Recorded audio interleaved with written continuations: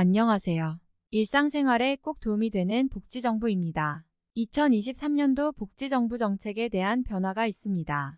오늘은 2023년도 기초수급자 급여를 확인해 볼 텐데요. 전년도 대비 금액이 인상되었습니다.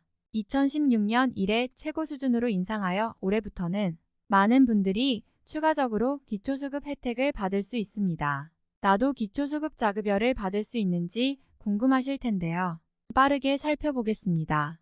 오늘의 영상 꼭 끝까지 보시고 기초생활수급자가 될 수 있는지 한번 확인해 보시길 바랍니다.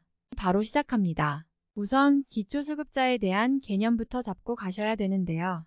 기초수급자는 생계가 곤란한 저소득층이고 기초수급자에게 생계, 의료주거 교육 및 기타 현물 지원을 해주기 위해 만들어진 것이 바로 기초생활보장제도입니다. 2015년 7월 국민기초생활보장법 개정에 의해 맞춤형 급여 형태로 제도가 개편되면서 지원 항목을 생계, 의료주거, 교육으로 나누고 각 가정의 상황에 맞는 급여를 지급해오고 있습니다.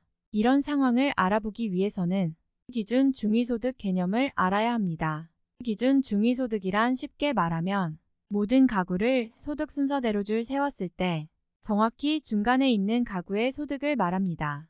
기준 중위소득이 얼마냐에 따라 복지 혜택 또한 달라지게 되는데요.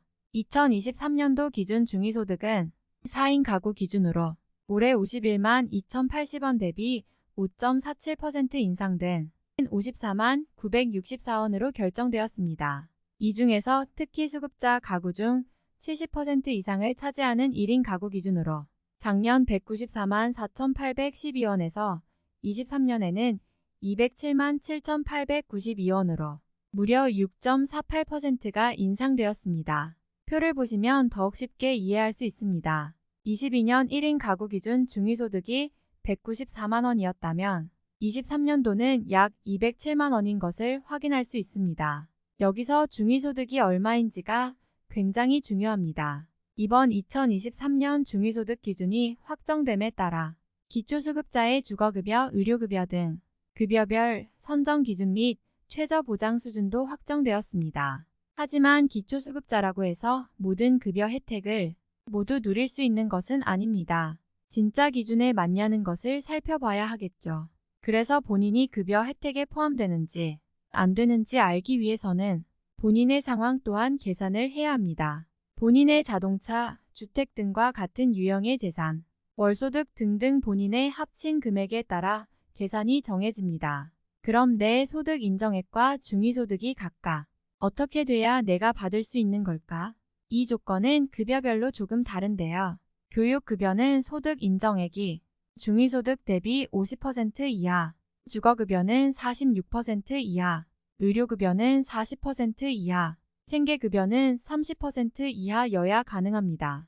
그럼 이러한 앞서 말씀드린 급여들을 조건이 돼서 받으신다면 과연 어떤 혜택들을 받는 것인지 하나씩 알려드리겠습니다. 우선 생계급여는 생활이 어려운 사람에게 최저생활비를 보장하여 현금으로 주는 급여를 이야기합니다. 앞서 말씀드렸듯이 생계의 급여를 받기 위해서는 우선 중위소득 30% 이하여야 가능한데요.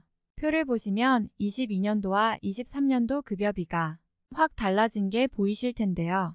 중위소득이 인상됨에 따라 자연스럽게 생계급여비 또한 인상이 된 겁니다. 1인 가구 62만 3,368원, 2인 가구 103만 6,846원, 3인 가구 133만 445원, 4인 가구 162만 289원, 5인 가구 189만원 받습니다. 다음은 의료급여입니다. 의료급여는 병원에 갔을 때 급여 항목에 대한 의료비 중 본인 부담 금액을 제외한 병원비 전액을 지원해줍니다. 본인 부담 금액 기준은 근로능력 유무에 따라 1종과 2종으로 구분되는데요. 1종과 2종에 따라 본인 부담 상한액이 다르고 한도에 맞게 병원과 약국에서 혜택을 누릴 수 있습니다. 주목할 점은 필수 의료 서비스를 중심으로 의료급여 보장성을 확대하고 있다는 점인데요. 작년에 두경부 초음파 퇴행성, 질환 척추 MRI 등을 시행하였고 올해에도 국민 부담이 크고 치료가 필수적인 비급여 및 치료재료의 급여화를 추진한다고 하니 여러분들께서 더 많은 혜택을 누릴 수 있습니다. 다음은 주거급여입니다. 주거급여는 세입자의 경우 주거비를 지원해주고 집주인인 경우 집 수리비를 지원해줍니다. 이번에 달라지는 점은 혜택을 받을 수 있는 사람이 더 많이 늘어난다는 건데요. 기존 중위소득 46%에서 47%까지 확대해 1%만 추가했을 뿐이지만 약 14만 명이 추가적으로 주거비를 지원받을 수 있도록 확대가 되었습니다. 집의 장판, 도배, 난방 등 수리할 부분이 생긴다면 비용적인 부분에 도움을 받을 수 있습니다. 요즘 집 관련된 비용이 만만치 않습니다. 너무 힘들어 하시지 마시고 이 부분에 대해서 지원받을 수 있는지 주민센터에 한번 문의해 보시길 바랍니다. 교육급여는 초중고 자녀가 있는 분들에게 지원하는 급여로 23년부터 달라지는 점이 정말 많습니다. 우선 현금으로 지급되던 교육급여는 23년 3월부터 바우처로 개편됩니다. 저소득층의 교육활동에 보다 많이 사용될 수 있도록 지급 방식을 개편한 것이라고 합니다. 교육급여는 1인 가구 기준으로 2022년에는 97만원 정도였으나 올해에는 104만원으로 올랐습니다. 교육이 향후 재산 형성에 미치는 영향이 매우 크다는 점을 감안할 때 교육급여가 잘 지급되도록 하는 것이 필수적이라고 볼 수 있는데요. 이러한 점에서 100만원을 넘었다는 것은 매우 의미가 크다고 볼 수 있겠습니다. 또 하나 좋은 소식은 교육활동 지원비가 평균 23%나 증가했다는 것입니다. 코로나 시기에 교육이 비대면으로 이루어지면서 상대적으로 학생들의 교육 기회가 박탈이 되었는데요. 이럴 경우 특히 저소득층 학생의 교육 격차가 커질 것을 우려한 조치라고 볼 수 있겠습니다. 따라서 교육 격차를 완화하고 교육 기회를 보장하기 위해서 금액을 대폭 인상했다라고 이해하시면 되겠습니다. 오늘은 기초생활수급제도에 대해서 알아봤는데요.